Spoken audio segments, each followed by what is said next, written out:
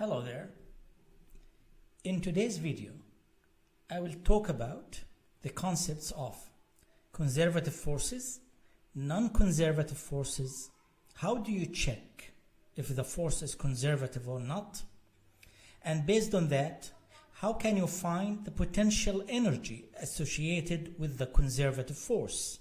In general, how do you calculate the work done by a force, especially if the force is non-conservative? All these important concepts we're going to go through an exercise. The exercise is shown and it's taken from a textbook in mathematical physics. The question says we are given two forces, force 1 and force 2. And we want to check which one of these forces is a conservative force. If you find the force to be conservative, then what is the potential corresponding to that conservative force? Then we're going to go to part B. Let's stick with part A for now, and let's talk about this idea. Now, let's imagine there's a force acting on an object, and this object is moving from initial location, let's call it point A, to a final location, and let's call it point B, in general three-dimensional way.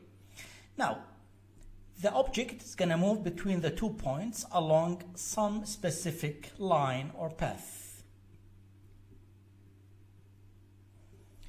Now, a conservative force and a non-conservative force could be understood in the following way. For a conservative force, the work done from initial location A to final location B is independent of the path taken. So that means if I choose a different line, a different path, and going from A to B, I would get the same answer. So that's for a conservative force. So it's very common to say that for a conservative force, the work done is independent of the path taken by the object. The opposite, a non-conservative force, means that the work depends on which path you consider. So I would get different answers if I choose different paths for non-conservative force. Now, how do I check if the force is conservative or non-conservative? If I take two paths like this and I calculate the work along the two paths and I find that the work is different, I got different answers, then that's a direct proof that the force is non-conservative. So in general, it's easy to prove that a force is non-conservative. Maybe take two lines, two curves, and calculate the work along those two paths. If the answer is different, then the force is non-conservative. Now, what happens if you get the same answer? If the work is the same for both paths? Does this mean the force is conservative? Well, if you think about it, the answer is no, not necessary. Because the two answers are the same just because of some luck. You're lucky. If I choose a third path, I may get different answer. So what if I choose 3 different paths and I get the same answer? Does this mean the force is conservative? Well, again, it's not necessary. If I take a fourth one, maybe I will get a different answer. So you can say now, it's a little bit harder to prove that a force is conservative. Well, there is a very nice and direct method to check if the force is conservative or even non-conservative. And this method is by calculating the curl operator. That's the famous curl operator acting on the force F. If you calculate this operation and you get, if the answer is 0, then that proves that the force is conservative. So we can prove the force is conservative by this mathematical calculation. Of course, I'm talking about the force. If the answer, so let's say here, let's correct this, and let's say if the answer is 0, so if I get a 0 answer, then the force is conservative. If I get an answer which is not 0, then the force is non-conservative. So that's a direct method to check if the force is conservative or non-conservative. Now, let's go back to our problem and then go through the exercise and check the two forces, F1 and F2, which one of them is conservative and which one is non-conservative. Now here again, the two forces are given, so let's start checking which force is conservative. In general, let's remind you, what is this operator, the curl operator? You can always calculate it using this definition. Is the determinant of the following quantity. We put the unit vectors. Of course, I'm working in the Cartesian coordinate system, so I put the unit vectors in Cartesian. The second line, I will put the components of the curl operator, which are the partial derivatives along the three axes.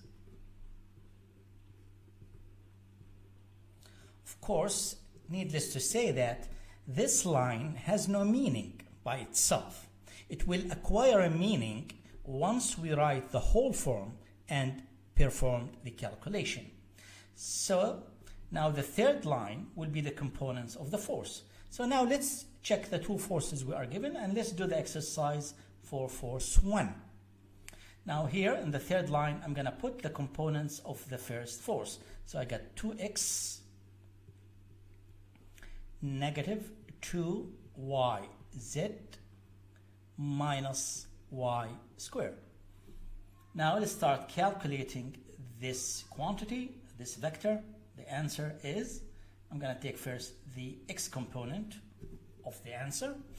Now by deleting the first line and the first column, we got those four quantities, and we're going to find the answer the following way. So I got partial y will be acting on minus y squared. And that will be, simply let's just calculate this, that will be minus 2y. So I'm going to get minus 2y. Then I got minus the other diagonal, which is partial z acting on minus 2yz.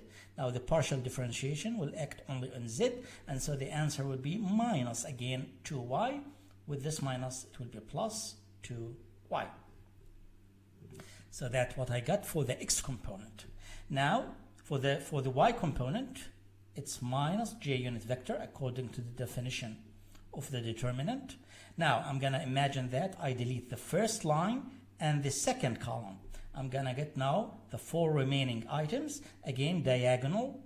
So partial x acting on minus y squared, which is 0, minus the other diagonal, partial z acting on 2x, that's also 0. The last component will be k unit vector. Now I'm going to imagine I delete the first line and the last column, so I got now the diagonals, partial x acting on minus 2yz, which is 0, minus the other diagonal, partial y acting on 2x, which is also 0. Now let's simplify. Well, it's clear that the x component will cancel, so I'm going to get 0. For the y and the z components also 0, so the answer is 0. So now we show that the curl operator acting on force 1 is 0, and we have now the conclusion that force number 1 is conservative force. So we are done proving that force number 1 is conservative through this method. We can now continue and check force number 2.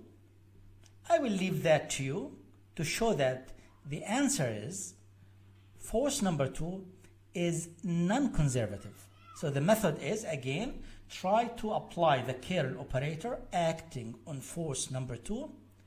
Of course, here, if you look at force number 2, I have only x component and y component. So the z component is not there because that is 0. So I'm going to use the same form, but I'm going to substitute for the third component of force number 2, the z component, 0. And then perform the operation again, and to prove that the curl is not 0. And that means force number 2 is non-conservative. So I'm going to leave this to you just to go through the same method and try to prove that the curl acting on force number 2 is not 0. And then the conclusion is force number 2 is non-conservative.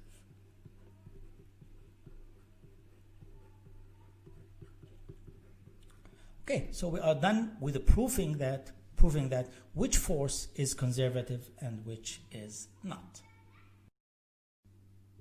So now we prove that force number 1 is a conservative force. Let's continue. Now, what is the meaning that force number 1 is conservative? It simply means that if I take any point in a three-dimensional space and I imagined an object is moving to another point in a three-dimensional space, then the work done by the force in moving the object from point A to point B is independent of which path taken by the object. The work is independent of the path. Now, if work does not depend on the path, it will only depend on the initial position and the final position, and that's it. Because of this, we can now imagine that we assign a number to each point in space, not only to A and B, but to any other point in a three-dimensional space. And that number, we will call it the potential energy. Let's give it a symbol. Let's call it U. So U is a number defined or assigned at each point in space, and we call it potential function or a potential energy. And it's clear because I'm assigning a number at each location, then that's a function, or let's call it a field. That's really a scalar field. It's just a scalar value, so we call it a scalar field. Now, this potential energy is defined at each point in space. So instead of calculating the work through using a path, what we have to do is to assign a number at point A, and let's call it potential at A, and then assign potential at B, and then the work will only depend on the potential at A and potential at B. Now, how do we assign this, and how do we find this potential energy? Let's continue discussing this issue. Let's note the following. Force number 1 is conservative. So that means the curl of acting on force number 1 is 0. Now, we can prove another simple exercise that the curl acting on the gradient of U is also 0. For any U, for any scalar function, we can prove that this is 0. Let's try to prove this second statement. So let's imagine we have a potential U, a general one, and let's find first what is the gradient of U. You already should be familiar with this concept, or with this operator, the gradient. Now, the gradient is a vector field which is simply defined as the partial derivative of U with respect to x, and that will be the first component, plus partial U, partial y at in the y direction, plus partial U, partial z, and that will be the last component. Now, that's a vector field which is called the gradient. Now we can easily prove that if you take the curl acting on this gradient, the answer will be 0. So let's go through this quickly. Again, we're going to find the curl through this definition. We put the unit vectors in the first line. The second line are the components of the curl operator, which are the partial derivatives. And in the third line, I'm going to put the components of the gradient field, which you can see from up. They are simply partial u, partial x, partial u, partial y, and partial u, partial z. Let's calculate this quantity. The answer is going to take first the x component. Now imagine we delete the first line, the first column. So the answer is going to be partial y acting on partial u, partial z. And this will give us partial y acting on partial u, partial z. Minus the other diagonal, which is partial z. Now please be careful and note the order of the derivation and the derivative. Partial z acting on partial u, partial y. And then you take the y component. I'm not going to write it down. And then you take the last component in the same way and you write the answer down. Let's just look at the first component. Now, of course, in physics, sometimes we are sloppy, but let's be careful here. Now, the two terms in the x component are, one of them is partial y, partial z, while the other one is the opposite or the reverse order. Now, from mathematics, we know that if the function u, the potential energy, is a continuous function with continuous derivatives, then those two quantities are the same. So the order does not matter. Partial y, partial z is exactly the same as partial z, partial y. And in that case, the answer is 0. They're going to cancel. In the same way, you prove that the answer is z for the answer is 0 for the second component and also for the third component. So we can prove that the answer is 0. So what we did is we proved that the curl of the gradient is 0. Of course, in physics, the potential energy always is assumed to be a continuous function with continuous derivatives. So that constraint, that problem does not pose a problem in physics. So we proved that this is 0. Now remember that the curl of the force force 1 is 0. Now by looking at the two equations, now you can see that we can associate the force, in this case our conservative force, which is F1, which has a curl equal to 0, with the gradient operator. And so usually in physics we define the force 1 to be the gradient operator acting on the potential function, but we choose a minus sign. Now the minus sign is a matter of definition. Of course, it will have implication. If we change the sign, we're going to stick with the minus sign because that's the way we define it in physics. I'm going to talk later about the meaning of this minus sign or the implications of that minus sign. So we derive the famous connection between the conservative force and the potential energy through this relation. So to find one of them, we can use this equation, or I'm going to derive another one, which is also useful. This equation is very useful if you know if you know the potential energy. You can simply take the gradient with a minus sign to find the force. Now, if I know the force, I can do the reverse and find u from knowing the force. So how to do this? Let's do it in the next slide. So now let's continue. We already proved that force number 1 is conservative. And that means the work, which is this quantity, from the initial location, point A, to final location, point B is independent of the path. That's the definition of work.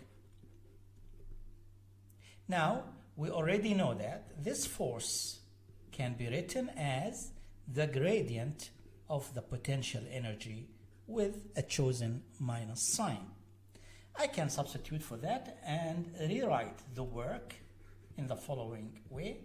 Work is, I'm going to substitute for force number 1 as minus the gradient. So I'm going to get a minus sign and the following integral, the gradient of the potential energy dot dr from location A to location B.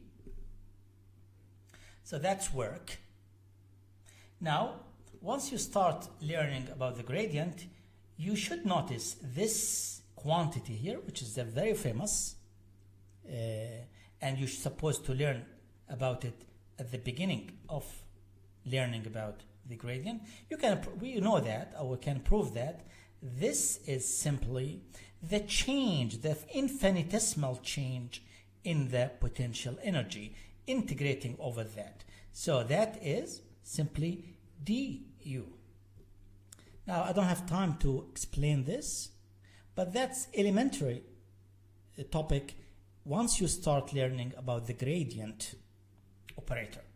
So this is simply the infinitesimal change in u. Of course, I'm integrating over that, and I'm going to get now, after integration, the following answer. There's a minus sign. Now, to integrate du from beginning to end, that will give us u from beginning to end, and that will be the difference between the two potential energies, ub minus ua. So that's work.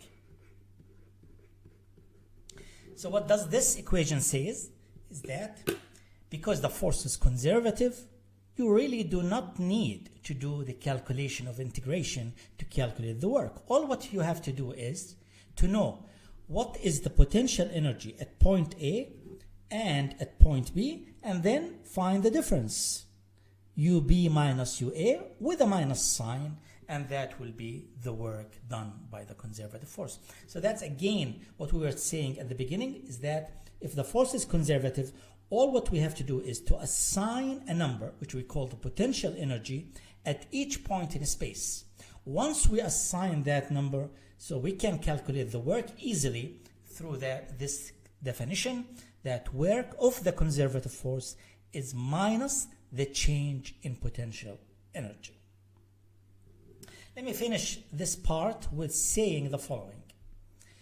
What is physical potential energy is a physical quantity. To be specific, it is the difference, the change in potential energy, that's really physical, that's related to work. So that means that it is not the absolute value of potential energy